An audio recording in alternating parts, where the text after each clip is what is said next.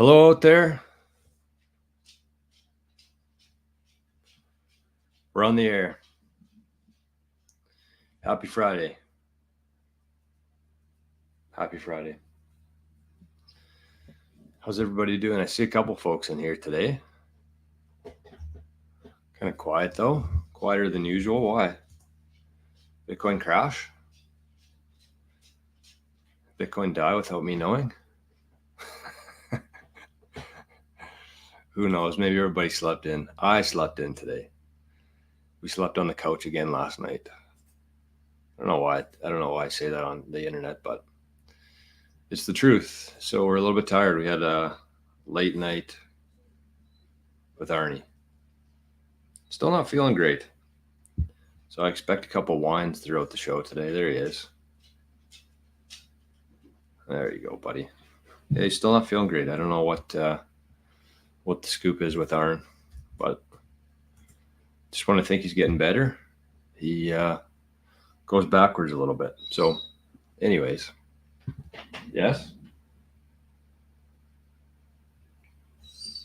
Making his presence felt in the house today. We got Duncan. Good morning, Duncan. What a beautiful day is, right? Although it's a little bit gloomy here today, but still no complaints on my end. It's Friday. I hope everybody is ready for this weekend. I think it's going to be a big weekend. I don't know why. I just have this feeling that it's going to be a good one for Bitcoiners. Arn, you're going to have to stop that, please. You're going to have to stop that. Thank you.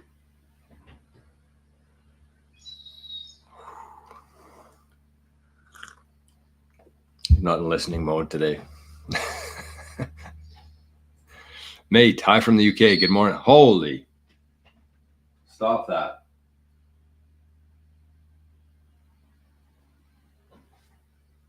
A guy. Okay, we're going to have to shut him out here right away if he doesn't stop. Oh, there he goes. Yeah, he's not feeling good. We'll give him a break. Morning, mate. Morning, AD. Bitcoin Buddha on YouTube, also known as Sunshine. On the Zap stream. See Zap stream's buzzing this morning. Good to see you. I should probably send out a post saying that we're live. It is No Agenda Friday today. We should quit messing around here a little bit. It's going to be a good one. I got a couple different things to talk about. And then I think for part 2 of the show, we're going to jump over and watch Trump's full speech last night. I've seen some really funny things on there, just clips though. So I got the whole video. I think it's like 25 minutes long, and I want to watch that today, but we're going to do it off of YouTube, obviously. It's kind of sad that we have to do that, but anyways, I see Sunshine over in Zapstream and Letha. Good morning, Letha. Good to see you. How's Letha? Provide us with an update on yourself, your situation, your location. Is everything kind of blown over, or is it still pretty bad there? Timber Crasher, one of our Bitcoin journeymen, says, good morning, Bitcoiners. Poor Arnie. Hopefully he gets to feeling better. I hope so too. It's tough to see. That's the thing though. He seems very much like himself. Like he's eating, he's drinking, he's running around as fast as he possibly can. Just sore tummy. Bodie, good morning. Smash bash the like wherever you are. That's a good call. Great call. Jason. Good morning, buddy. Oh, there's Arnie. What the hell was that? A fucking fly just hit me. Jonathan, hello from Malta. Continue to educate us. I wouldn't say I'm educating anybody here, honestly. I mean, yeah, whatever I come across, I usually share if there's anything, informative that I think people will get value from. But once again, this show is strictly just logic. That's it. Truly. And that's kind of what Bitcoin is overall. It just makes sense. right? And when things make sense, it usually catches on. People usually go in that direction. And it just seems like common sense and logic is very hard to find nowadays. So that's what this show focuses on. But in the meantime, we try to teach some things as well in terms of the Bitcoin stuff. Jason, 470 million inflows yesterday, down day. It's kind of laughable now, isn't it? It's kind of laughable. Okay, we got an update from Letha here. Lots of debris. Most people have power, but thousands missing in North Carolina. Man, my son in Tampa has power, but some of his friends don't yet. And sadly, it snowed in North Carolina. Wow, it hasn't even snowed here yet.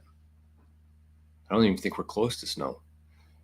You never know when it's going to snow here, though. It could snow in September. It could snow in December. It could snow in May. Excuse me. Sorry about that. But what was that? Where was I going with that? Oh, did you guys see the Bitcoin veteran stuff? I thought that was so amazing. I was going to actually talk about it on the show, but I didn't. I don't have like a clip or anything from it. But those guys, man, and girls, what an initiative that they took on there. I think they raised, I forget how much it was. I mean, it wasn't much overall compared to like what the government should have provided to Florida and North Carolina and Georgia. Oh, Bridge is down here looking after him. See what's going to happen here. The Arnie saga continues. But anyways, they raised a bunch of Bitcoin, I guess. I think somebody donated one full Bitcoin, a Bitcoiner. It's just that kind of stuff gives me so much hope. That's what I love most about Bitcoin is just the community here. It's like they saw that the government's not going to do fuck all to help them. And so they just said, okay, well, we don't need you. We're going to do it ourselves. We're going to raise some Bitcoin. We're going to get on the ground there. They did a bunch of stuff. I'm not going to pretend like I know the ins and outs of the situation there, but it was awesome to see. That kind of stuff just gives me so much hope for not only Bitcoin, but just in people. You know, it's one thing I've noticed within Bitcoin lately, not mostly with the comments in YouTube, checking Twitter, even nostr. Bitcoiners have a very, very, I shouldn't say Bitcoiners, a lot of Bitcoiners have a very, very negative, very pessimistic view of the world and view of what's coming next. And it's kind of sad. And I don't know if there's any, you can't just post an article and say, here, don't be so pessimistic about things. It's just like a full, you kind of have to connect dots. You have to see the full picture and you have to be optimistic. And I think for me, that's the main thing in Bitcoin that I love most is that before Bitcoin, I was very much that way too. I was probably in the darkest spot I've ever been in my life in terms of it's the transition there, right? And I think there's a lot of people going through that right now in terms of you see something, in the mainstream and it kind of stuns you a bit and you're like, what? And then you see somebody share another side of the story and like, what is going on here? And so you start off with this, like, okay, you start questioning things a little bit. And it's very depressing. Once you're in that part of the journey itself, it's very depressing because you don't see any hope for it. You see all this negative stuff. You see all these politicians, Hollywood, music industry, big pharma, everything. You see that and you're like, okay, well, we're screwed. What can fix this? But then you find Bitcoin and you're like, okay, well, maybe we got a shot at this thing. So, but that when you're stuck in there for a while, it's a tough place to be. It's a very depressing place.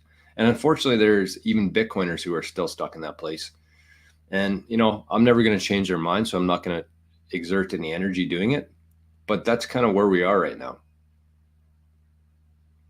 But anyways, I don't know why I have this comment up here for that. Sunshine says, I like the Nostr Journey idea as an edu series. Yeah, that's I'm gonna keep doing that. I guess no, I'm not gonna request that. I was gonna say if you have any ideas on what you'd like me to cover in the Nostr series, I'm going to do like 10-minute videos each one. So episode 1 yesterday was on like how to get started, the differences between some clients, differences between Nostr and Twitter, and just why Nostr makes sense. Speaking of Nostr, let's start the show with this today. Somebody liked this on Nostr this morning. I went back to watch it, and it makes me laugh every time. So I figured I'd share it today for Friday. Today we're gonna have some laughs today. I think that's the main thing. What the heck was that? Oh, okay. This is Arnie. Video of Arnie. Let me bring it up here. So on the show here, if you're a watcher of the show, you know that this is Arnie's QR code. He's got his own wallet of Satoshi, adopted son 98.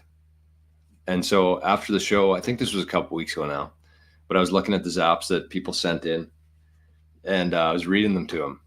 So I posted this on Nostr, but I figured there's, probably some people on here who don't have Nostr and haven't seen this. So this is a video of Arnie counting his zaps that came in through the QR code here. Okay, Aaron, let's check to see how much Bitcoin you made today. All right. We got 880 sats. We got 121. We got 50. And we got 100 sats. That's pretty good.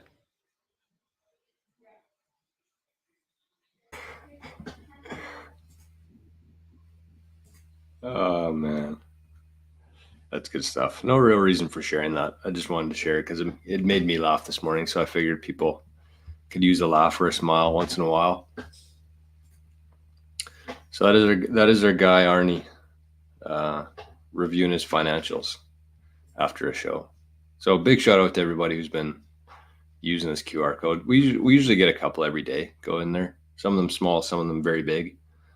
But good to see anyways. All right, AD says, Jordan, could you check out what I posted on Discord General? Give those guys at Bitcoin Veterans a shout out. They're doing super important work with their relief efforts. Oh, there you go. I saw that. I didn't read or watch the video or listen to the podcast on it, but I've kind of been following that story for the last little while here. But yes, that is amazing. Amazing work by those guys, Bitcoin Veterans. Retro Beaver. Good morning from Alberta. Good morning from Manitoba. All right, what else do we have here? Oh, there's the speech. Okay. What else did I have? Let's get to the mempool, I guess. We're a little ways into the show here. See what's going on over there. All right, so we are currently sitting at block height 866.195. If you're transacting on the Bitcoin Layer 1 network, you're paying 11 sats per rebyte. So we're back down to the average, I would say. I kind of think that over the next couple of years, the average will be around 15, 20 sats per rebyte. I think that that's plenty. I know a lot of people disagree with that, but that's my theory on it. People think it's going to get much higher, but you also have to factor in how much sats are going to be worth when things are running up here. So back on average, the last block was mined by Luxor. We are currently 5 blocks behind, which is pretty standard, I would say. 4 days till the next difficulty adjustment. And the difficulty adjustment happens every X amount of blocks, and it's based on the amount of people mining Bitcoin. So when there's a lot of people mining Bitcoin, the difficulty adjustment goes up because they want it to be every 10 minutes on average.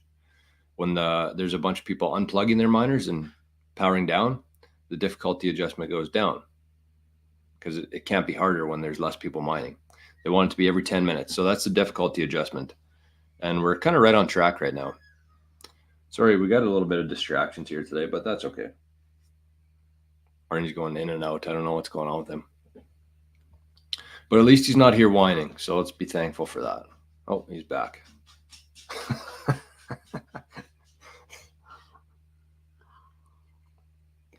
Quick little flyby there. All right, we got Ahsoka over in Zap.stream as well. Happy Friday to you as well. All right, let's get to the metrics. Let's see what's going on over there with the fiat price of our Bitcoins. Again, block height 866,193. Fees at this time in the morning were 17 sats per rebyte. Price today of one Bitcoin is $67,632 US. 1 year ago today, you could have purchased a Bitcoin for $28,329. Just let that sink in for a sec. 1 year ago, October 18th, 2023, Bitcoin was $28,000. A little different than our 58K that everybody's so obsessed over. 28. Oh, man, imagine buying Bitcoin at 28. But better yet, 4 years ago, October 18th, 2020, you could have purchased a Bitcoin for $11,483 US. Moscow time today, $1 US is equal to 1,478 Satoshis. If you want to be Moscow rich in the US of A, 1 million sats is going to cost you 676 USD. The price here in Canada today, 93,284 Canadian dollars. And the Moose Jaw time, which is the Canadian equivalent of Moscow time, 1 Canadian dollar will get you 1,072 sats. Honestly, the deal of a lifetime. And if you want to be Moose Jaw rich here in Canada, 1 million sats is going to cost you 933 CAD. Speaking of that, let's I forget who posted that yesterday. Who was it now? British Hodl, maybe? Just give me 1 sec here. I know how people feel about the British Hodl. Oh, man. There's some funny, I've seen some clips of that Trump speech last night. The white dudes for Harris one honestly killed me. Okay, this is what it was. So British Hodl tweeted yesterday saying first it was Da Vinci. First it was Da Vinci saying buy $100 of Bitcoin.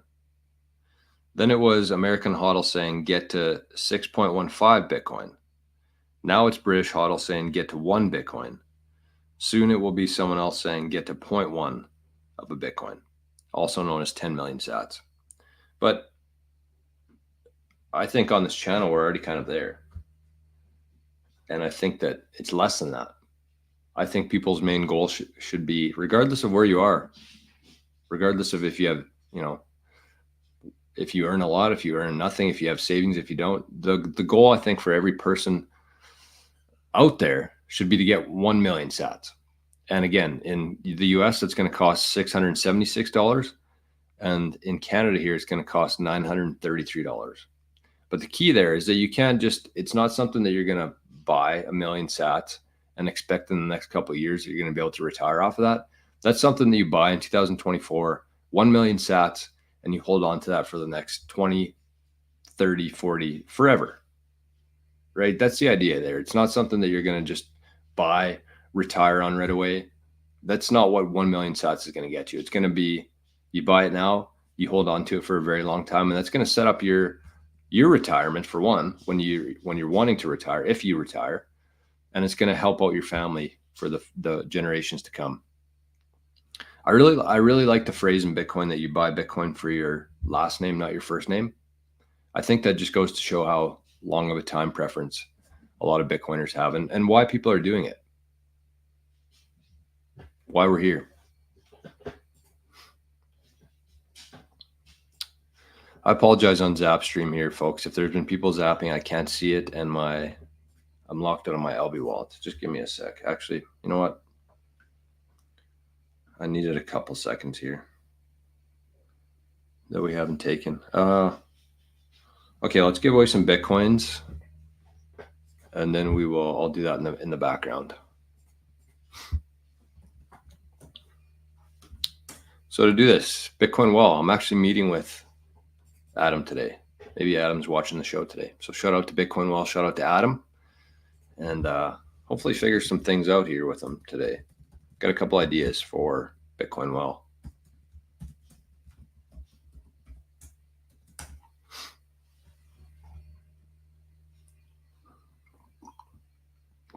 All right. So get your phones out. Get your Lightning wallet out. Press send.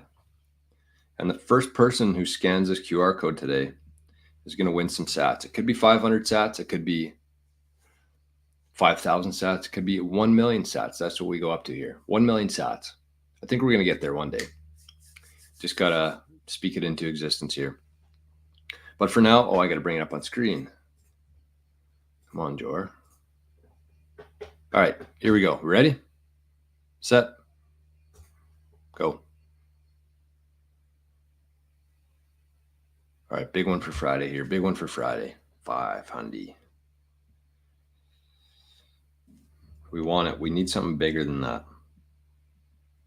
I'm gonna tell Adam today to change our algorithm, change our inputs here. We're stuck on 500. Adam, if you're watching this, crank us up a bit. Give us some AI love here. Okay, 95. Hopefully that was claimed. I didn't check it, but I'm guessing somebody got it. Okay. So let's keep it rolling here. What do we got here? Will I vote for Donald J. Trump? No. Nope. And the reason for that is because I can't. I'm in Canada, so I don't have the opportunity to vote for Trump. I have decided, though, for the next, when's the election? 2 weeks? I've decided that I'm not going to say any more bad things about Kamala. I know it's going to be tough, but I'm just going to talk about Trump once in a while. I feel like we've weeded out. It's funny with this channel. You have all these different discussion, all these different topics. And I think people show up and they, tune in for a while. And then I say something that they don't like or don't agree with, and then they're gone. So I think that we probably weeded out the majority of our Trump haters so far, because it's pretty, I don't really hold back in terms of my thoughts on it. I don't think that anybody should. I don't think you have to go out of your way to do it, but it is important. I think that, there are a lot of Bitcoiners, and this goes back to the pessimistic view of like people not voting because they, don't believe in politicians.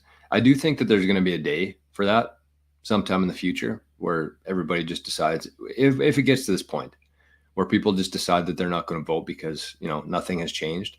But I don't think that that's the case here. Like, this election is going to happen. It has a lot of significance. Whether your vote matters or not, who am I to say? But I'll tell you, it won't hurt. That's the thing. If you think that America, North America, the world would be better with Donald J. Trump in power instead of what we've had for the last 3.5 years, then just vote. And if it doesn't matter, if your vote doesn't count, then at least you tried. But if you sit there, and there's a lot of people who are thinking that they're just going to not vote to prove a point, you're not doing anything. There's not even close to enough people who are doing that for you even to put a dent in it. So, here's how I kind of look at it right now. In 2016, Trump had no one, right? When he beat Hillary, he was not expected to beat Hillary. Nobody thought he was going to beat Hillary. He did. He had no one there. And, he has Elon now, who's given him a platform, amplifying his voice a little bit, and obviously endorsing him. In 2016, Trump had the Elon version of the media, like that kind of influence that Elon has now. Trump had that against him in 2016 and 2020. And fast forward to 2024, Trump now has, and go back to 2016. Do you remember how, people couldn't even say in public that they supported Trump? That's how bad it was. 2016, 2020. So not only are people, I think, a lot more open to Trump and a lot more, there's no argument now. There's no hypotheticals. You can't say, well, if Trump wins, we're going to go to war. If Trump wins, he's going to nuke countries. If Trump wins, blah, blah, blah. You can't say that anymore because he was president for 4 years, and it was like the best 4 years that anybody had in U.S. history, pretty much. Yes, he printed a lot of money. Yes, there was a couple of bad things that people, I think, aren't in line with or don't have the full view of. But for the most part, like, can't say that anymore. So now he has Elon, the Elon influence, the media on his side. He has a lot of celebrities and, influential people on his side backing him. And a lot of people are open to him. So, if he won in 2016 with basically the opposite of that, it's not even going to be a question this time around if it's done fairly. We know it's not going to be, but least you can do is try. Ahsoka won the 500 sats. Lucky Friday. Congratulations. Congrats. Okay, maybe I got something else to talk about with Trump too. So let's just catch up on some chats here, and then we'll talk about that. More so just like a discussion or a thought experiment. Tommy D. Morning, buddy. Get excited. What are we getting excited about? Just being alive?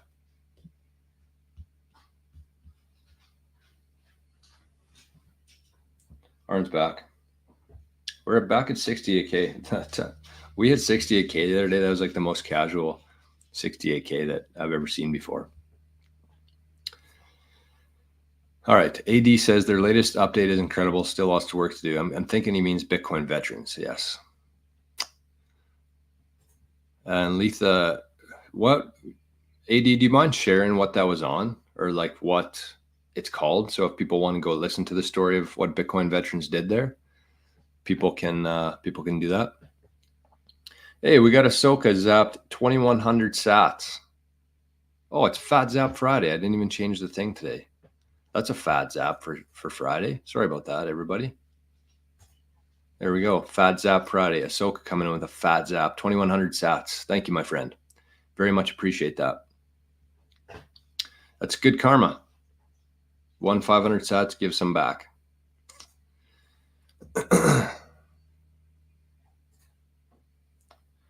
Yeah, Jason says, going back to the Bitcoin veterans for a sec, those guys are making moves. If stuff goes sideways, that's a group you'll want to be connected with. 100%. 100%. I trust those guys more than our governments, but like 1,000 times more. Thank you, Satoshi. No doubt. We should give our thanks today for Satoshi. Mate says, I see hope for the future because of Bitcoin.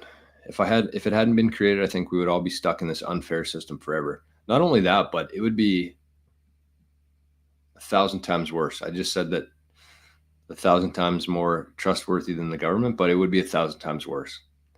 And the reason for that is because that's what they wanted. They've been putting things in place for the last couple decades of how to control people using the internet, using digital ID with CBDCs. They knew that we were going to get to this point in the fiat system. It's happened.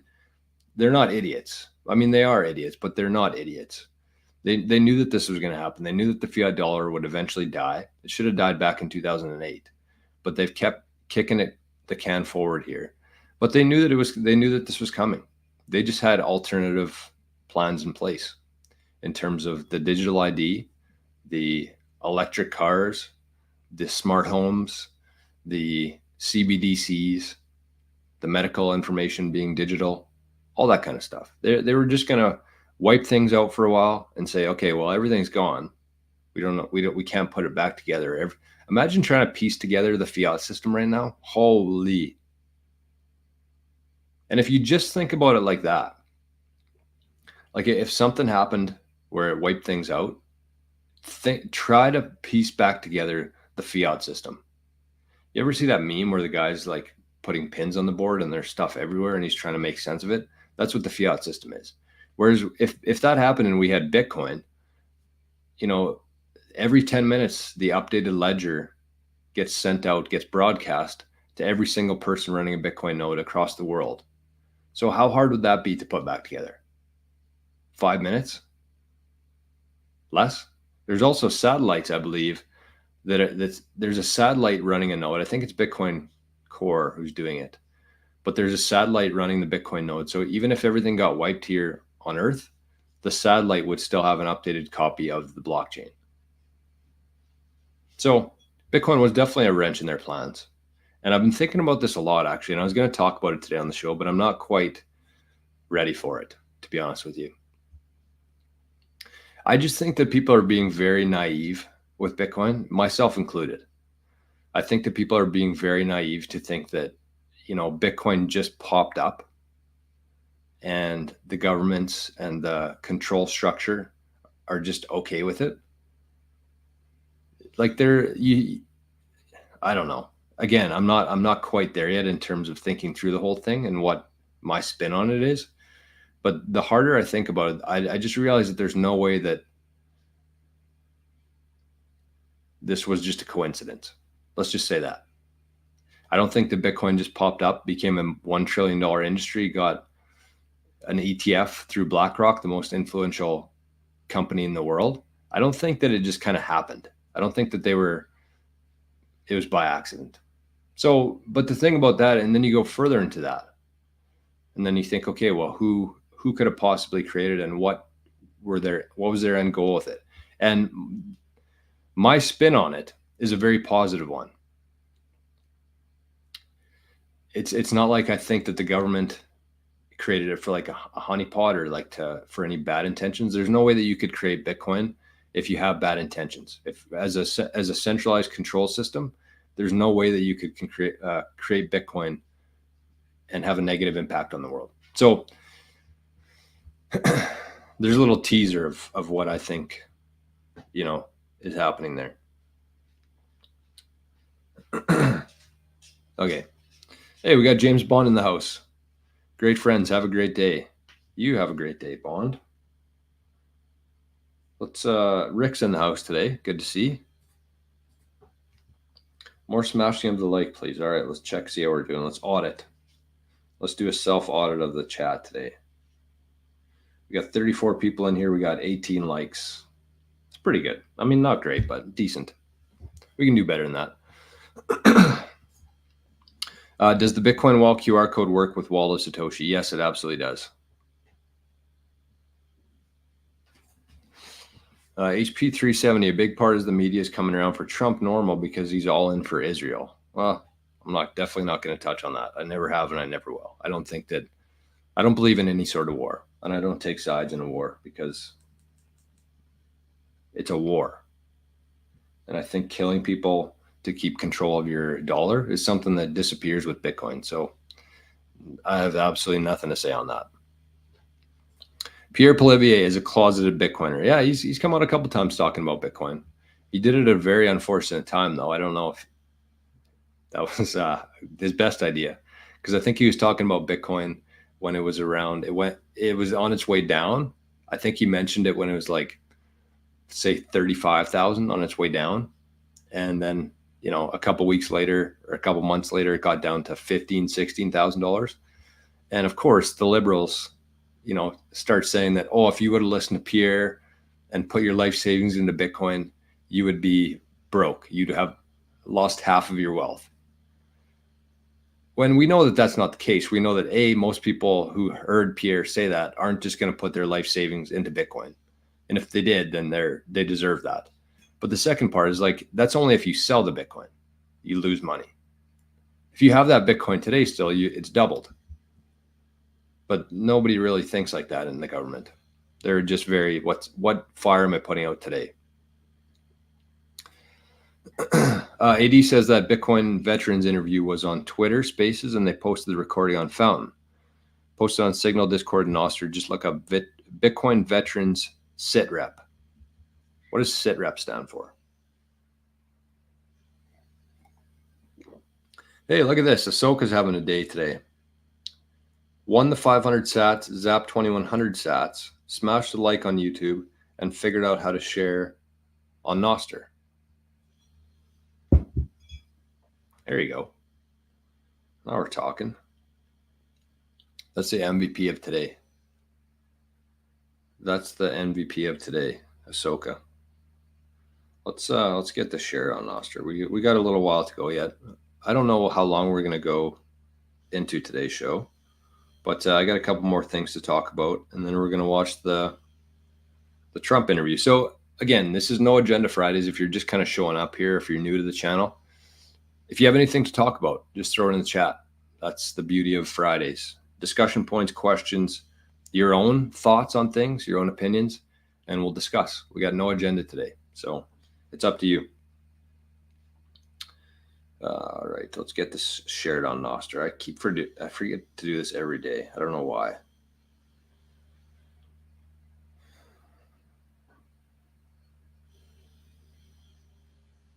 Sorry for people listening to the audio of this. Some dead space here. Actually, shout out to everybody who's been listening. Our numbers are way up on Spotify and Fountain. So cheers to everybody who's been listening. If you have been enjoying the show, and if you've been listening to this on Fountain, you've been earning some sats, feel free to send a boost in. I'm going to do a little contest here. Maybe we'll do it today. Fuck it, why not? We had Duncan, who was the winner of our last contest that we did. So what we're going to do is, if you're listening to this on Fountain, or if you have Fountain, any boosts for the next week, yeah, we'll do a week. So next Friday, I'll announce a winner on the show. But every person who sends in a boost of any amount, it could be 50 sats, 100 sats, whatever you feel like the value you got from it, just send a boost, send a comment, what you've been enjoying, anything really. And I'll put your name into a draw for, I sent Duncan a nice quote. I did kind of a rough draft on it first to make sure my spacing was good, but it's a good quote. I won't share it because I don't want to ruin the surprise for him. But anyway, so if you're listening to this on Fountain, just send a boost in and you'll be in for the draw next week, or probably next week. We'll see.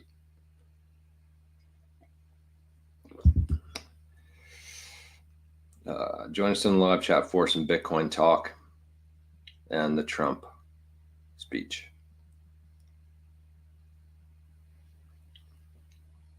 All right, let's get Zapstream buzzing a little bit more here. What else was I going to say on that? There we go. Okay.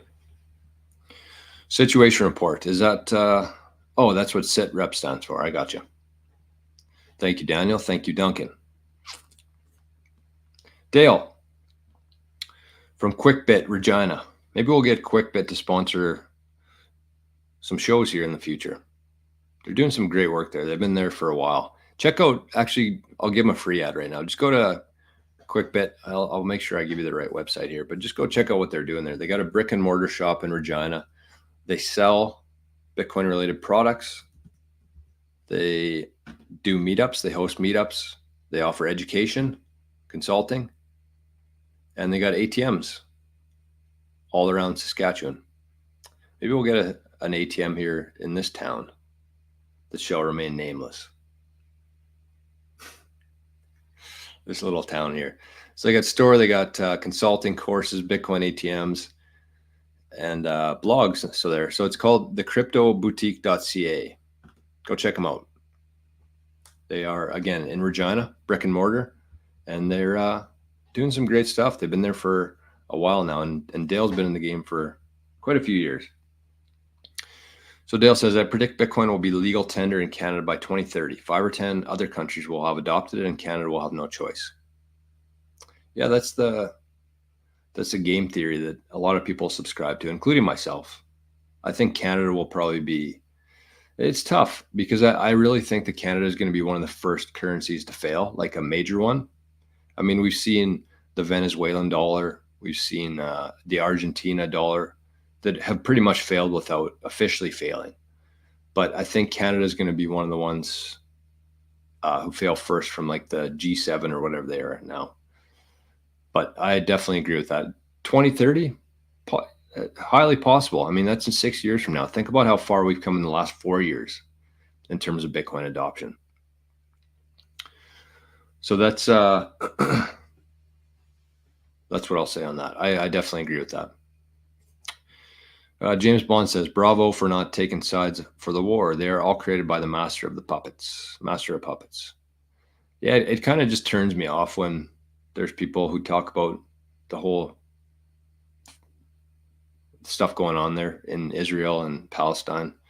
I don't really, I don't know enough about it to have an opinion on it. And B, I think that it's all bad. Anytime you're killing other human beings for the sake of money, it's horrific. All of it's bad. I would never take anybody's side in a war. It's so nonsensical too. That's the thing. We've just been kind of normalized to it.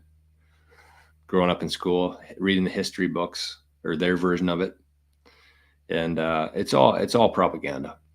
Oh, speaking of that. All right. Dale says, let's talk when you come and visit our meetup November 7th. Heck yeah. What is that in? That's in 3 weeks. I better start. I'm going to have to shave for sure by then. But I'm looking forward to that. It's going to be a lot of fun.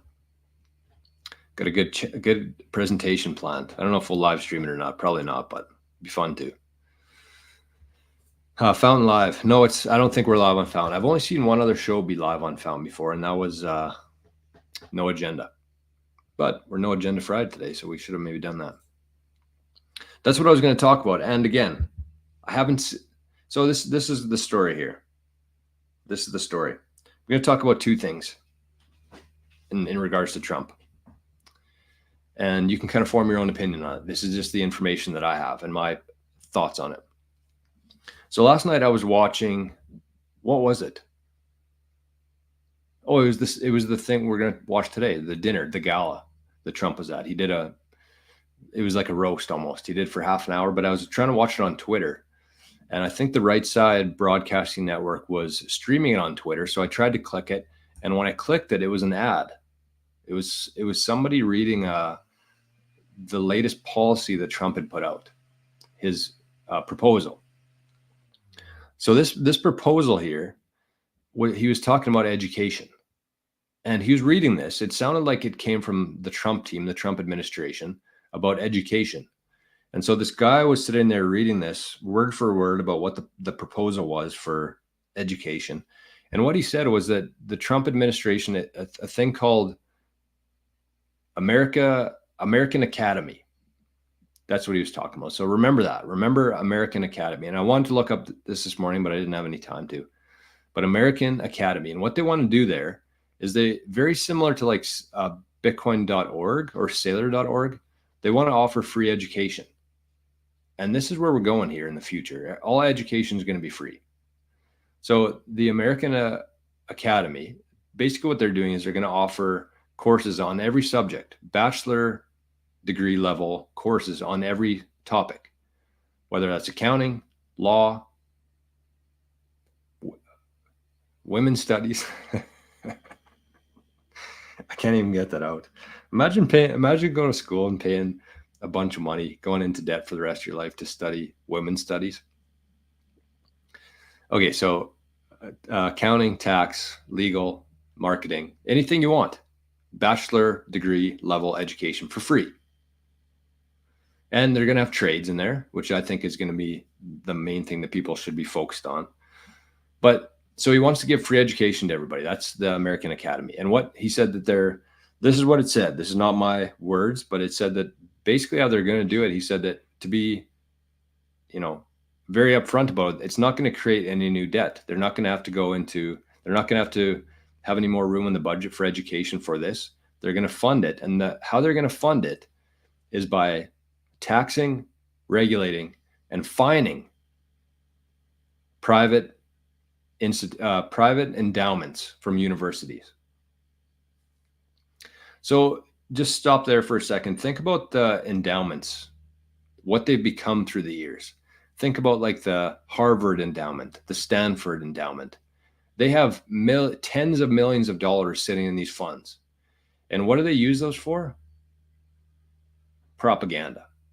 That's how they pay for the curriculum. They take in money. Like let's say that Pfizer wants to give Harvard grant or whatever, a grant. Yeah. So the grants always come with like stipulations with it. So Pfizer will say, okay, here's $50 million for your endowment fund. Now give us your amphitheater, we're going to have 10 chapters in your book, in your textbooks, and it goes to the endowment fund. That's how all this stuff happens.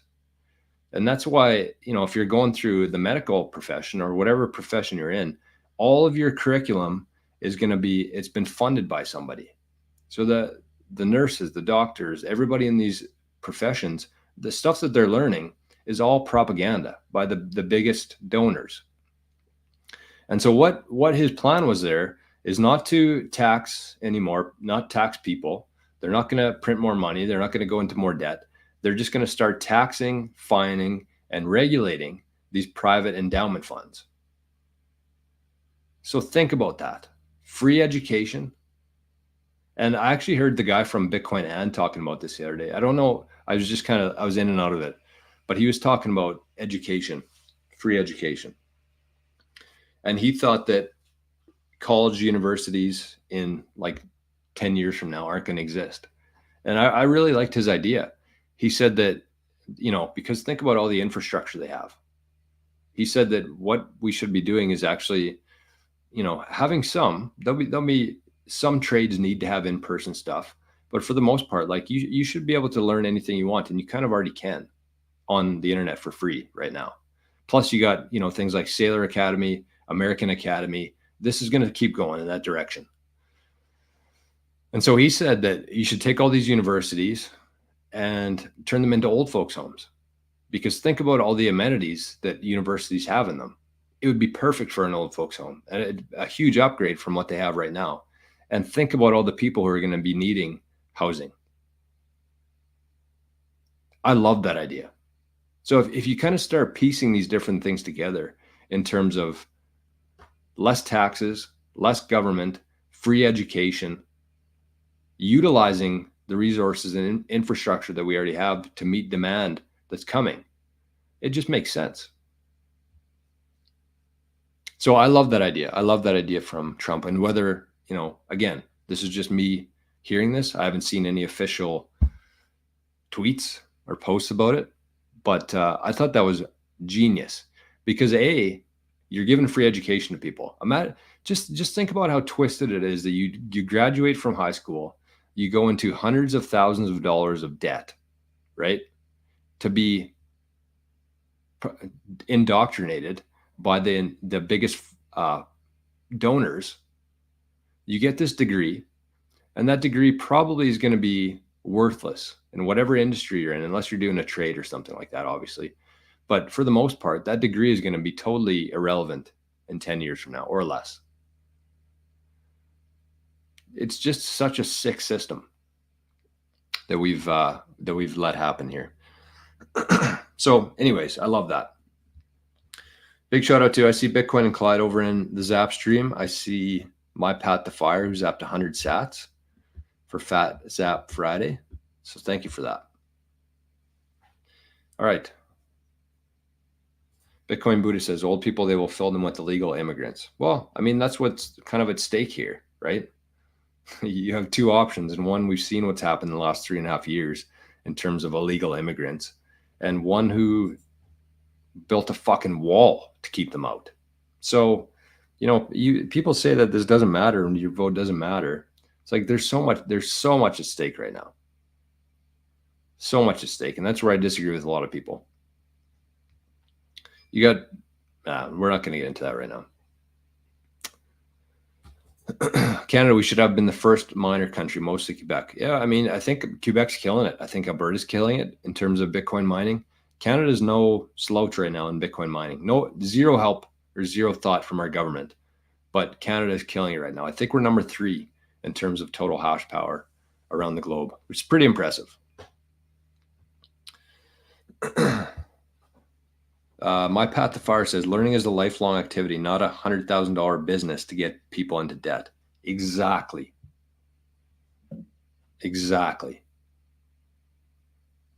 And that's what's changing here. And I do have a very positive outlook on this whole situation. Crypto Veil says, thoughts on migrating to another country if Canada will not be favorable to Bitcoin holders? Will you be applying for another citizenship or hold on to the Canadian citizenship? I don't know. I think about that a lot. But, I also try not to worry about things that haven't happened yet. So, I'm going to stick around here as long as I possibly can. I love Canada. And, I think that, again, I think that Canada has a very bright future. And if everybody just leaves, it's not going to be the case. So the thing is you just have to kind of look at this as overall, right? And kind of going back to what Dale was talking about there in terms of 5 or 10 countries will adopt it, and then all the other countries will be forced to adopt that. So this is kind of my take on the big picture part of this equation here. Yes, things seem very grim right now. Yes, it'll probably get a little bit worse before it gets better. But you have to understand that regardless of who's in charge in Canada, regardless of who's in charge in the US or any country, the world's moving in a totally different direction from what they foresee, right? When you start moving in a decentralized structure, you take out that control structure, everything's decentralizing. The finances, the medicine, if you listen to Jack Kruse, the medicine, the media. I mean, this is a perfect example of decentralized media right here, this show. Because 10 years ago, 20 years ago, this couldn't have happened, wouldn't have happened. That's when people had all their views were based on what the media was telling them. And that came from the radio, the TV, and the newspaper.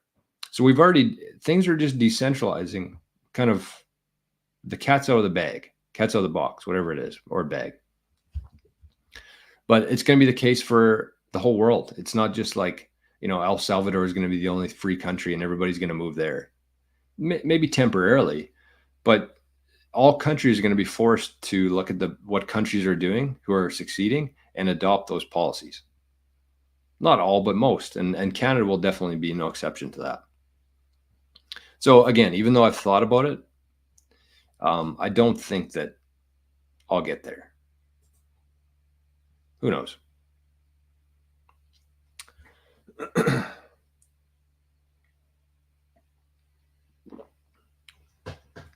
I mean, another great comment here from My Path to Fire.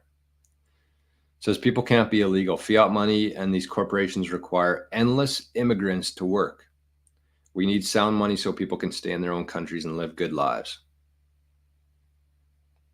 And not only immigrants to work, but like the reason why the US and countries, like the US have been able to survive this long is because they just export all their inflation to other countries.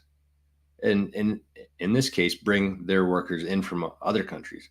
But before the current administration took over, like what would happen was we would just send all of our, and this goes back to like Bush Senior, I think it was, who originally signed the agreements with China, sold the US to China. That was way back.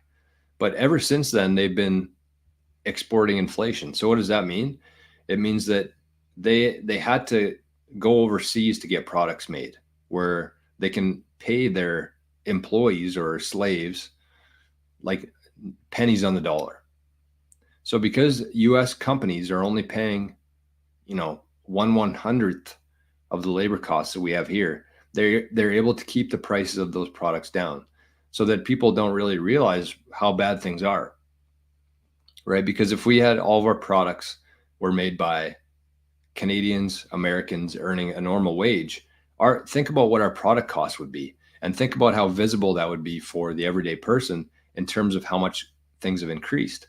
And that goes back to the quality of our foods. That's why it's gone down so much since the fiat dollar was introduced in 1971.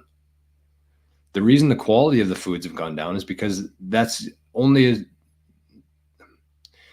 the amount that they can afford to pay for the ingredients, for the inputs of that food without inflation going through the roof.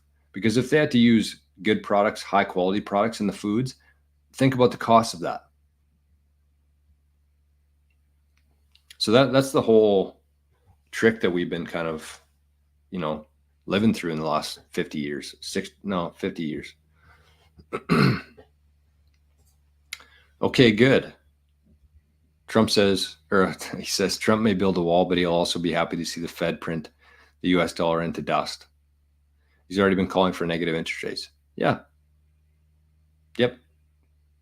I agree with that. But you also have to ask yourself why. Why? Why do you think that is? What's Trump's stance on the Fed? What's Trump's stance on the central government or the central banks? From day one back in 2016, that's been on probably the top of his agenda, is to get rid of the central banks. He had a picture in the Oval Office of Andrew Jackson, who was the last US president to destroy the central banks. So yeah, I mean, he's printing money because he wants them to die. And this is kind of my prediction. I've been saying this for a while now. I think that when Trump wins, he's going to just tell the Fed to fuck.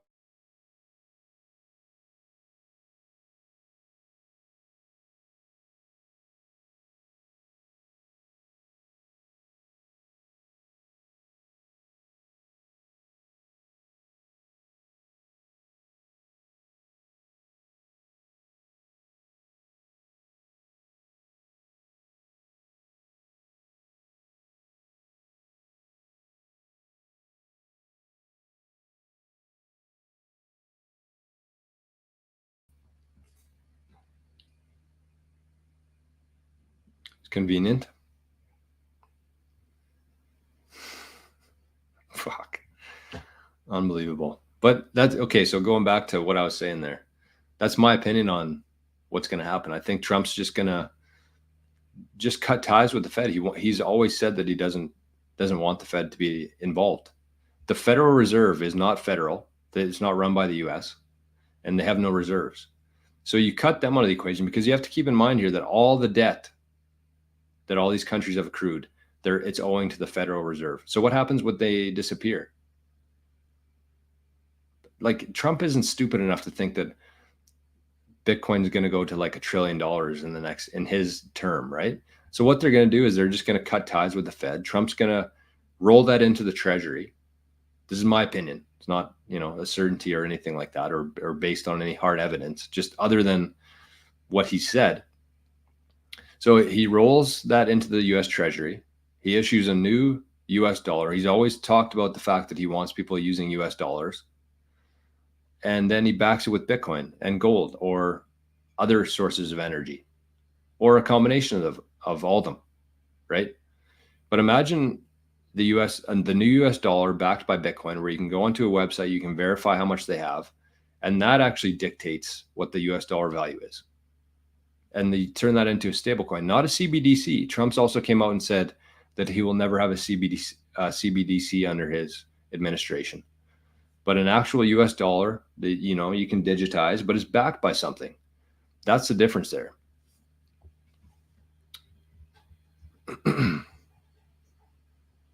I see Letha over here said, Trump talked about Andrew Jackson in his speech last night. That's the whole thing. That's a perfect example of, what we've had to live through for these last 8 years with Trump. Is like the people who actually watch the rallies, who watch the speeches, who listen to his words and actually, use their brain. They know what's going on here. And the people who just, either have Trump derangement syndrome or just see one clip of what he said on the news and kind of base their whole opinion on him based on that. That's what the media does. That's why they exist. That's how they're still around, is they'll take an hour-long presentation. There could have been hundreds of really positive, good things said, and they'll find one little clip, spin it, not even give the whole context there. And that's what they broadcast out to everybody. And that's all most people see, right?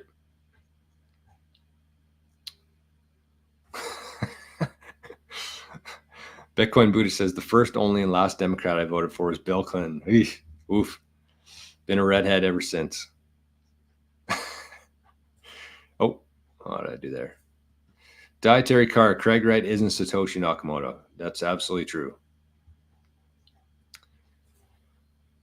Jason, we are deglobalizing as well. Less trust amongst players. Unwinding of an 80-year credit bubble will be bumpy. Yep. Yeah, I got cut off there. I'm not really 100% sure what happened. Okay, let's catch up here on a little bit of Zapstream. Letha says, I homeschooled my kids. People would ask me when my kids did school. I told them we're learning all the time. Yep. I'm completely aligned with that. Completely. And I still have a little bit of convincing here to do in this household. But in my dream world, I would be doing this show and, helping people with whatever I can help with. But just being here and being around, help raising the kids and taking them to the golf course, teaching them lessons on the golf course, teaching them things around the yard here, around the house. It's not something that you just sit down for certain hours and be forced into learning. That's not what I mean. That's what we've always known since we've been around, but that's not real education. That's a corrupt system that's pushing propaganda and creating slaves. Been kind of a deep episode here today. I don't know if people like this or not, but that's okay. It's my channel.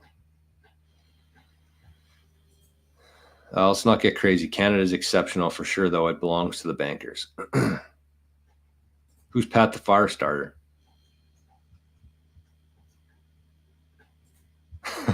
Oh, the Feds got me. Yeah, it's fun. It's funny how my stream cuts at very convenient times.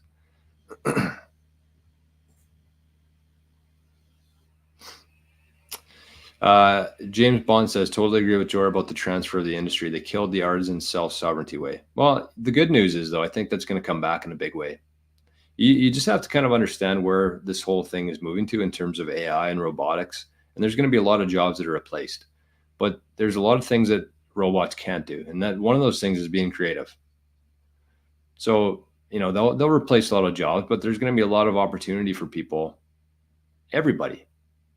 I think about the world when there's much less taxes, much less government, free education, private healthcare. Yeah, I mean, here's one thing you could do today just to kind of prepare for this, if nothing else. Take a portion of your Bitcoin, move it to a new wallet, label that wallet healthcare fund, and just keep funding that. Every week, put in a small amount, whether it's $5, $10 worth of Bitcoin. You don't need health insurance if you do that. You're just going to have a fund that's going to continue to go up in purchasing power over time. And you don't have to worry about all the bullshit that goes along with the free healthcare system. Trump is going to bankrupt America. Yeah, 100%. I hope he does. They deserve it. I mean, the U.S. corporation itself, that doesn't mean that Americans will be bankrupt, but the American corporation should be bankrupt. They should be totally disconnected from the Fed, and they should have their own currency that's backed by Bitcoin, and I think they will. What else do I want to talk about today? We'll probably spend about another 10 minutes on here, and then we're going to jump over to part 2 of the show. But what else? Okay, well, let's give a quick shout out here. I got my 21 million shirt on today. I want to give a shout out to our buddy Eric, Juxtapose. This is a great shirt. This is probably my favorite shirt, but I got it at Juxtapose.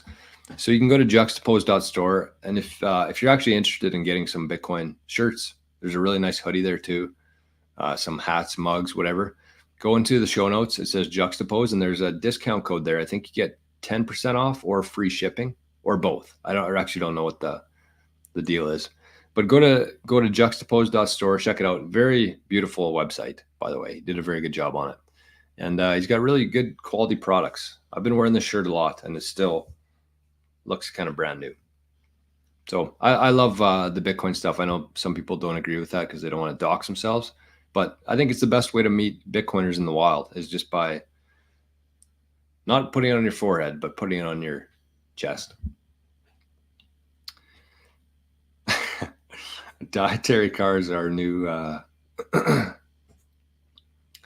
our new troll for today. We'll give them a little bit of attention. It seems like they need it. That sure won't be good if they inflate the 21 million supply. All right, well, tell me, how are we going to do that? If you can give me a solid explanation of how the 21 million would ever be increased reasonably, then I'll broadcast it here, and I'll say, that's it's a possible scenario. Okay, good, says, I definitely don't have Trump derangement syndrome, but I am aware of the depth of political corruption in this country, which extends to both parties. I agree. Only a deranged person would fail to understand that. Well, I agree with both parties. I think that there's a lot of horrible people on the Republicans, in the Conservatives here in Canada. But we're kind of at the point now where even if you don't like two options, one is clearly, very, very clearly better for us. So are we gonna make the world perfect in 2 years with Bitcoin, in 5 years, in 10 years? No. But just take a small step in the right direction and just look at the two options, and one is significantly better. And even though the one side can't stop Bitcoin, they can make our lives living hell. So I like your channel, by the way. All right, well, it's good. I mean, everybody has their opinions. It's just, yeah. Joey says, I'm wearing the 21 million hoodie right now. Great quality. I agree. 21 million, it looks exactly like this, except it's got a nice hood on the back, and also available on that website. You can pay in Bitcoin too. I think I actually bought this shirt live on the show using my Lightning wallet. So juxtapose.store, check them out. All right, a couple more things I wanted to share. And if you made it to this point, you deserve it. So what we've been doing here, what we've been doing for the last 6 months, I'd say, is we have our Living in the Future community. I talk about it quite a bit on the show. Probably not as much as I should, but I try to. But so we have you get the full show, you get the Signal chat, you get the Discord group, all private. You don't have to worry about any spam in there. It's very nice. People get a lot of value from that. I get a lot of value from that myself. But what we're going to be doing here is actually we're launching a new kind of initiative. So there's 8 people within that community that I just talked about. We're going to be helping people. And they're going to be helping people with things like, hold on, I'll give you some examples here of the services that are going to be offered. So we're going to offer services like setting up a Bitcoin node, setting up a hardware device, setting up a multi-signature setup, setting up a multi-jurisdictional setup,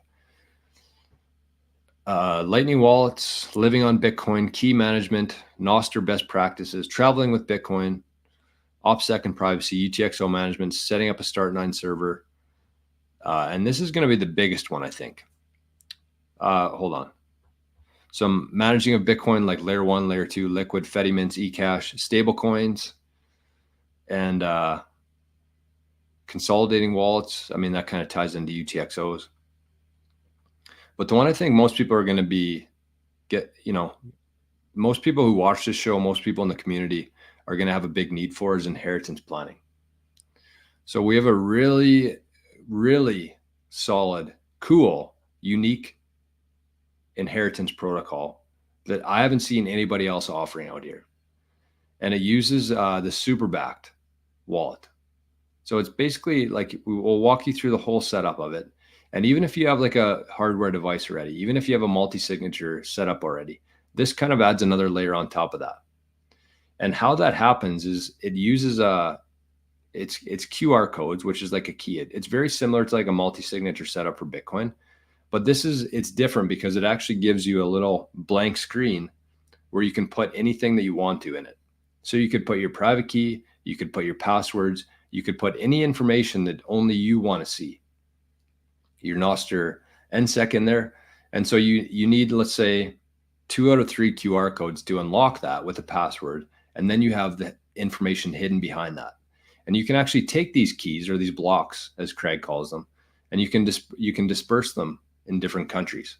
So we're actually we'll hold one for you here in Canada or in Sweden or in the US.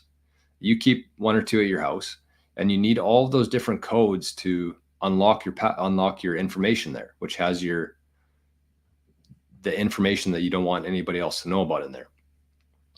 And so it's just a piece of paper, a laminated piece of paper. You need these different codes to unlock it. And, the inheritance protocol itself, actually, it'll give you the full setup for it and how to unlock, because that's a question you have to ask yourself. And I would strongly encourage you to think pretty hard on this and say, today, Friday, October 18th, 2024, if something were to happen to me, I know nobody ever thinks that this is going to happen, but if something were to happen to me, whether I get hit by a meteor or I'm walking Arnie down the road and a semi hits me, would your family be able to get all of your Bitcoin or any of your Bitcoin? I feel like a lot of people who use like a passphrase, it's good in their head. They remember it. It's easy to remember. It has the majority of their Bitcoin in there. But if something were to happen to them, that Bitcoin would be gone. All of your life's energy, time in Bitcoin, learning it, putting it into Bitcoin, storing your energy there, it would be gone. So the inheritance side of things, I think, is going to be the most popular thing that we're going to offer. And I think that people who watch the show, if you have any sort of Bitcoin and you want just it sounds complicated, but it's very easy setup. So that's what we're going to be offering there. But where I was going with that is we're actually creating a new Discord. We're going to have somebody else moderate the Discord channel. And I wanted to throw this out there for anybody who's listening to this, because again, in the past, this was kind of a paid private community that we've had, and we're going to keep that. Nothing's going to change with that. It's going to be the same people in there. And that's going to be a little bit more vetted. Obviously, there's some skin in the game. There's another filter there, but we're just going to set up a private Discord for people who watch the show and who want more information on not just like what we're selling in the services, but we're going to put best practices in there. We're going to share some documents, some information, resources. We're going to have somebody run that. So these 8 people are going to be in there, and then whoever else wants to join, it's going to be free of charge. But I think there's going to be some sort of thing just to make sure that it's not a complete. We just don't want any spam in there, essentially. Even some of the paid ones have a lot of spam in them, but we want to keep this one very well moderated for people who want to talk back and forth, share resources, share information, learn from each other. It's going to be a good way for people to do that. So if you're interested, I would say the best thing that you can do right now is just sign up for my Patreon, not the paid version. Just sign up for the free version.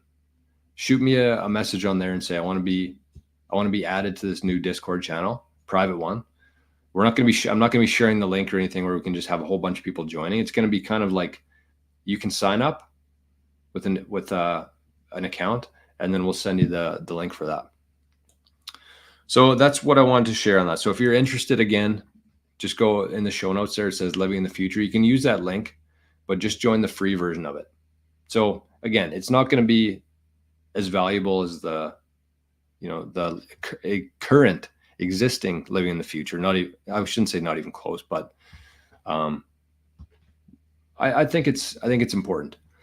So that's what we're going to do. All right, let's what else did I have here? I think that's it. I'll save the other stuff for another day. I want to do a little bit more digging into it as well. So I agree, Trump is better for Bitcoin holders, no question. Well, if you're a Bitcoin holder, then he's better for you. So I don't think there's much sense being negative towards it.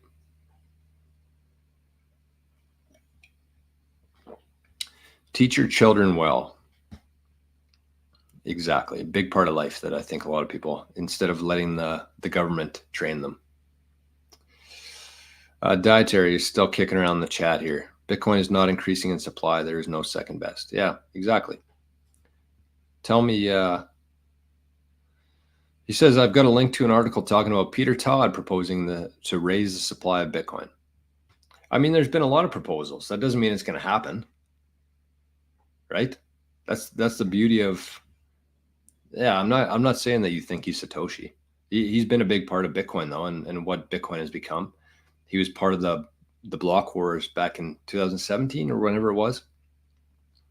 But just because Peter Todd thinks that we should raise the supply of Bitcoin, or anybody did, even Satoshi started moving his coins around, he made a press conference and said, okay, I want to increase the supply of Bitcoin from 21 million to 21 billion. Deal with it. It doesn't matter. He has no ability to do that. Even with 1 million coins, he has no influence on that. If he's running a node, he has a vote in what happens. So I mean, that's what I mean. Like you can't just it doesn't matter what Peter Todd says or Satoshi or Donald Trump or anybody. It's not based on it. You're thinking of like the proof of stake. That's how proof of stake works, which is like Ethereum, all these other coins. Proof of stake means like if you had half the coins, you could decide how things go. That's exactly what happens with Ethereum. There's a small group of those reptiles that own Ethereum, and they decide the roadmap of Ethereum. If they want to increase the supply, they vote on it, and they do. It's based on their ownership of Ethereum. With Bitcoin, it's based on who's running nodes. That's who decides. And if you want to fork it, and if you want to download a new version of the blockchain, then you do that. And if there's the majority of people do that, then yes, Bitcoin could change, could increase the supply, could change the algorithm. But unless you have a really, really good reason for that, it's not going to happen. Thank you for the response. No problem. I think it's important. I mean, I very much welcome stuff like that, as long as you're doing it in like a respectful way and not, like the guy we had in here last week. Bingo. Timber Crasher. In order to have a vote, not to raise the supply of Bitcoin, you have to run a node. The node is your vote. So Peter Todd, Satoshi, if they're running a node, then they can vote for the new fork of Bitcoin that has 21 billion. But that doesn't mean it's going to happen. They'll just be running they'll just get the new copy of the blockchain, which nobody else will give a shit about. The longest chain wins. And that's what's happened here. That's what the block size war was. They forked it. The people decided that they didn't want to do that. The majority of node holders or node runners didn't go along with that. They got a bunch of free Bitcoin Cash. They bought Bitcoin with that. And look at the difference there. Bitcoin is worth 68,000, and I think Bitcoin Cash is worth what, $300? So there you go. We got BTC Backpacker in the house, late to the video. Everybody's kind of late today, but that's okay. We're here. Helping a veteran with his yard today, doing it for free. I'm thanking him for his service. Wow. That's pretty nice of you. That's pretty nice, I would say. Okay, we're running here, 68.3. My Path to Fire says we could be 69. That's what I said at the start of the show. I think it's going to be a big weekend for Bitcoin. There's just lots of things lining up right now. October usually runs up for one, but you've seen the odds, the polls, the poly markets make a huge shift. I think Trump's like 20% up right now, and people know that if and when Trump gets in, Bitcoin's going to rip. Trump's going to claim it. If Bitcoin runs up after he wins the election in November, he's going to claim it, even though it has a little bit to do with him. But I bet he's going to call it. What was the word for it? The Trump pump. I think so too. I think that's what's going to happen. Rick, hello from sunny Cambridge, UK. Good morning, Rick. A little bit late today, but same with Timber Crasher. It's good BTC Backpacker. Good to see you. All right, let's we're going to go strictly over to Zapstream. So I'm also going to share this to the Patreon here. Okay, so if you are a Patreon member or a Bitcoin journeyman, you should be able to find the show here through Patreon or the channel here. I'm going to put it on both. We're going to go watch the Trump speech right now from last night. I want some laughs on this Friday today. And from the amount of clips that I saw last night of Trump, I'm very excited to watch this right now. Okay, so let's do 9:59. Okay, 09:45. Okay, so that should be available on Patreon now for the Living the Future community. I might have just shared it with everyone there. Anyways, oh no. Okay, and then I got to do it on YouTube. So let's start rounding things out here. Timber Crasher says if you want to dilute the supply of by adding more Bitcoin, you can rightfully fork off. Me and my Bitcoin buddies who are true blue Bitcoin will continue with the real Bitcoin. Look at the block wars. Yep.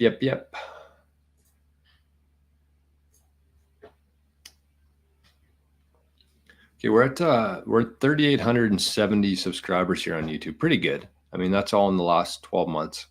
But I just want to ask if you've been watching the show. I don't really ask this ever, but I'd like to get to 4,000 here in the next little while. I think 4,000 is a lot better than 3. So if you're not a subscriber of the show, or if you happen to be unsubscribed by YouTube, which happens quite a bit, make sure to subscribe, because the more, again, consider it an investment in Bitcoin. You're sharing videos, you're liking videos, you're zapping YouTubers. You know, it keeps the momentum going. And if channels start disappearing, if podcasts start disappearing because they're not earning enough or getting enough value from it, then that's a bad thing for Bitcoin. So not all shows. I mean, there's a lot of Bitcoiners out there who don't have Bitcoin's best intentions in mind. But I think that a lot of channels, including this one, do. Okay, I'm going to do that right away. Okay, good. Just subscribed. Okay, good. Thank you. I mean, it doesn't matter, but it kind of matters. We just need, again, just think of it like an investment in Bitcoin without having to give away any money. Okay, so anyways, I'm going to get that shared on the channel. So a couple different ways you can find this video. Again, if you are somebody who watches the show and you're not a member of Living the Future but want to be in our private Discord group, I think it's going to be, a good thing for sure. Valuable for anybody out there who's trying to learn about Bitcoin, who wants to just talk to other Bitcoiners. Just join the Patreon for free if you want that. And I'll shoot out the link when we get that created. So it's not set up yet. We're still in the works, but I just wanted to share that with the community here first. And we'll probably put a cap on it because it doesn't make a whole lot of sense to have a ton of people in there, just too much noise. So there'll be a cap, it'll be moderated, but it'll be free. So join the Patreon for free, the free version of it. And I'll send you a link once we're up and running. AD, I might be reaching out to you about that if you're still watching today.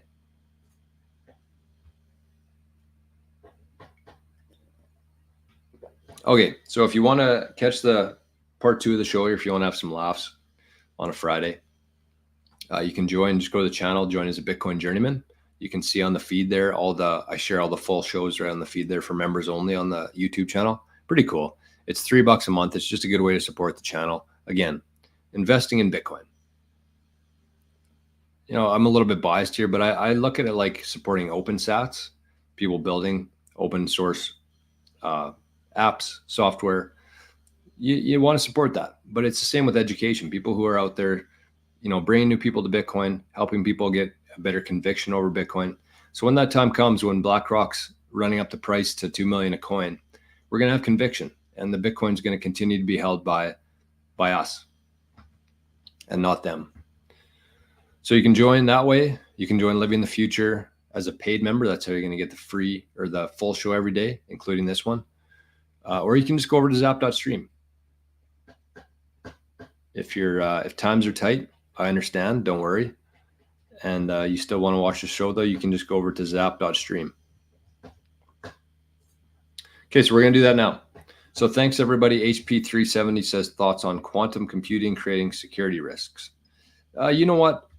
I don't have enough of the knowledge on quantum computing to really give my opinion on that. The one thing I will say, though, is this is how I see it. And this is how we're going to end the show today for the first part. So with AI, with quantum computing, I don't know what that means, but anyways, with AI more specifically, and I think that if AI has the ability to do this, whatever quantum computing comes out with has the same ability. But yes, there are a lot of, I think the odds of finding somebody's private key are like 1 in a trillion or 1 in 2 trillion. But like the beauty, or not the beauty, but like the scary thing about AI is that it doesn't take them much time to guess every combination, right? And I think that we will get to that point. I really do.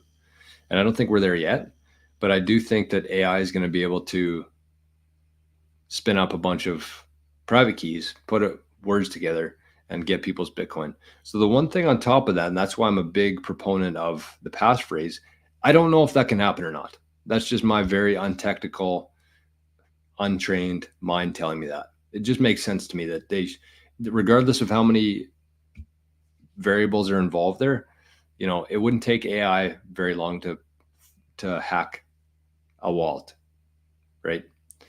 I just think we'll get to that point. So the one thing, the counter for me there is that's why I think that the passphrase is so important, because even though you have all those words, they can create as many pairs from that and combinations with those words. But when you throw in a 13th word or a 25th word into that only they can't guess every word in the dictionary or every combination of words in the dictionary and put them all together. I don't think that that's possible. So that's why I think that you should absolutely have a passphrase. If you have a significant amount of Bitcoin, you should definitely have a passphrase on it. Like the progression itself is like, okay, you have a little bit of Bitcoin, you set up a wallet on your phone, maybe a Moon wallet. After that, you get a little bit more, you get a cold card, you move it from there to your cold card. From there, when you get a little bit more Bitcoin or the price goes up and you're like, okay, well, all of a sudden I have a shitload of Bitcoin here in fiat terms. So I'm going to add a passphrase to that, or I'm going to get a multi-signature set up. And then from there, you go into multi-jurisdictional stuff. You go into the super backed. So that's kind of the progression there. You shouldn't start from day one getting a multi-signature set up unless you have like a team of people helping you with it. But I'm a big believer in the passphrase just for that reason, because that's the counter to the AIs being able to guess private keys. Something to think about. Duncan says 20,000 node users will not allow that. And yes, that number is definitely not going to go down in the future. Ahsoka says, so there's 19,000-ish Bitcoin nodes. Would that mean that there would need about 10,000 votes to change the supply? Or does it not work like that? Yeah, it would. I think that that's exactly how it works. If I think it's the majority of that. Let's say that there's 20,000 nodes and 11,000 people decided to go to what do we call it for BlackRock? The cuck coin, BlackRock cuck coin. If 11,000 people decide to do that, that's where the majority are. And that's unless, 1,000 people come out of the woodworks and keep running Bitcoin. But I just don't think it'll ever get to that. I don't think that there'll be something that's as divisive as Bitcoin. And unless it makes a lot of sense, because the people who are running nodes right now, they've been in Bitcoin for a while. They know the risks. They know what can happen if you change something in Bitcoin. So I think that it would take a very coordinated attack. Not even that. Like it'd be a very long drawn out process in order to change 20,000 hardcore Bitcoiners' minds about a new Bitcoin. Right? Anyone else notice the FUD today? Oh, I'm sure the FUD is just going to ramp up because, again, they have to keep the price down. Not because they want to pay less. That's not why they're doing it. They're trying to keep the price down because they don't want you or your neighbor or your coworker to notice that Bitcoin's running up. Because when that happens, they're going to start buying Bitcoin. And because there's only so much Bitcoin to go around, the more people who start buying Bitcoin, the worse that is for BlackRock. Because there's only so much Bitcoin. And the only thing that they can do is try to convince most people not to buy Bitcoin. They don't care about the price. The price of Bitcoin could be $200,000 and they'd still be buying just as much as they are today. The money's not an issue for them. It's the fact that there's only so many Bitcoin available. And the less people who are aware of that, the better for them because they can accumulate more. They're buying like 5, 6, 7,000 coins per day right now, the last week. And only 450 new Bitcoin are created every day. So the supply crunch is coming without a doubt. There's the perfect storm is being created right now for Bitcoin. It's exciting. Becker says they will steal the election again to usher in a civil war in the USA. These poll numbers look way too good. Yeah, maybe. I do know for a fact that if they happen to, based on, again, the polls, the polling market, if they were to somehow steal the election, or, if they tell us that she won, there is going to be I don't think people are going to be as friendly this time around. I don't think they're going to be they're not going to take the legal routes. Let's just say that. So God bless America. And the fact that I heard somebody say behind every blade of grass in America is an American with a gun. That's why, I don't think that they'll do it. It would be mayhem, and maybe they want mayhem. Maybe they want chaos. I don't see it. And if it does, then we'll worry about it then. So anyways, let's jump over to Zapstream and the other chats here. And that's it. Good show today. No Agenda Fridays. I think it's my favorite part of the week. Mostly because I don't have to prepare as much for it.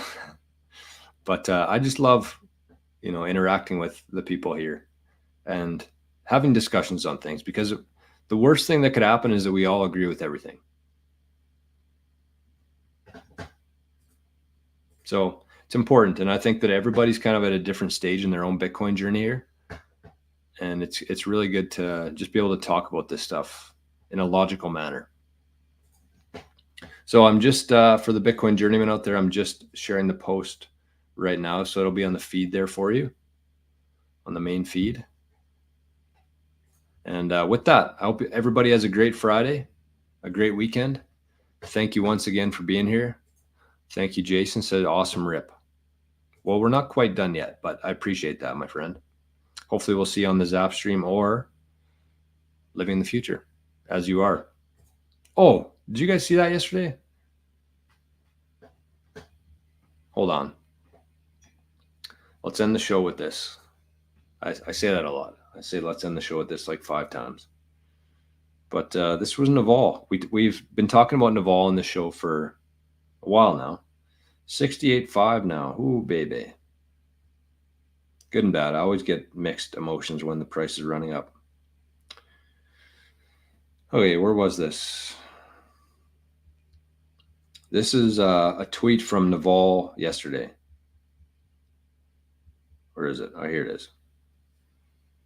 I'll share it on the screen because I don't want to email it. Naval, the single biggest wealth hack is living in the future. 4:55 a.m., October 17, 2024. I mean, we did not pay him to say that, but that's what our community is called. That's what we're doing. We're living in the future, where essentially we're already living in the world where 1 sat equals $1. And when you value it, when you have that level of conviction and you make decisions based on that, you change your whole life. So that's what the living in the future is. And I encourage you, even though, the free options are going to be available now, I would very much encourage you to, pay $5 a month. Consider it an investment in yourself, in Bitcoin. Get part of this network, become a part of this community. It's going to pay so many dividends in the future. And again, we've been doing this, the living in the future, for about 6 months now. So the people in there who've been there for 6 months, $5 a month, they paid $30 so far to be in there. And I bet if you take a poll and ask them how much value they've got, I think it'd be a little bit more than $30. So consider that. If you've been enjoying the show, if you want to network with new Bitcoiners, because the whole goal there is to leave the fiat system. And the faster you can build your network, the bigger that network and the community is, the faster you can move out of the fiat system. So consider that.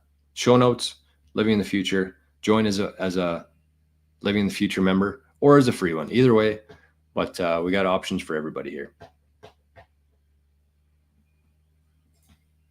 Bodhi says, way more value for living the future than a little bit of fiat. Honestly. And there's a free trial in there too. Join for a month, join for 7 days, join for a month. Pay $5 if you don't like it. I mean, what do you have to lose? There's almost zero risk and a ton of reward ahead of you.